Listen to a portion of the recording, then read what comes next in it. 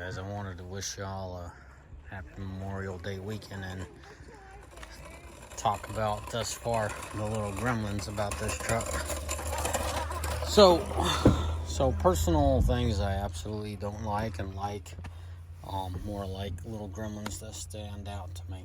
So first things first, so far 2 days out of my ownership, the keyless entry does not work.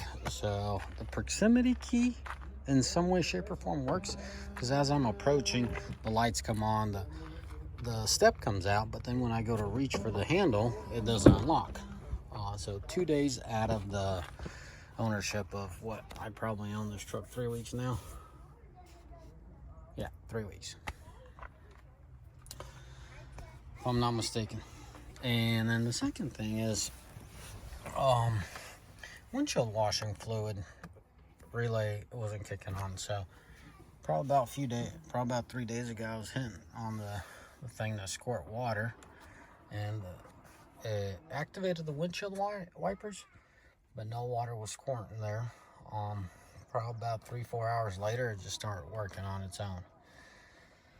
I was driving the whole time. It's just, I was leaving a nearby town, it wasn't working, and then by the time I got home, it started working. So that's that. Absolutely, overall, I adore, or should I say, I'm very grateful to the engineers that have designed and created these seats. These seats are killer. Absolutely love the seats. Under the hood, it's a rat's nest, guys. I was on top and under this truck yesterday trying to figure out what in the world I'm gonna do with it when things start going haywire. I could foresee about 100,000 miles. I'm gonna want to take care of all these crimps. Most importantly, the plastic fittings. Gonna have to get rid of all of them. There's a lot of these plastic fittings. This fitting seems to do just fine in the Mercedes that I have, so it was always a concern, but stuff like this, always concerns me. Same thing underneath. There's a lot of hoses rewired or routed everywhere, so I think about 100,000 miles, it's going to be quite the job to take care of all the coolant hoses and all this plasticky stuff. That's my only concern right now, if I call it a gripe. Wish Ford did a little better with that stuff. One thing that keeps standing out to me as a thank you for Ford, thank you for not reinventing the wheel. Just a good old fail plug, okay? I know you guys went to capless on your automobiles. Thank you. The gasoline stuff, that's great and all, but this is wonderful when you go to the truck stop and you can actually fuel up your truck in a timely manner.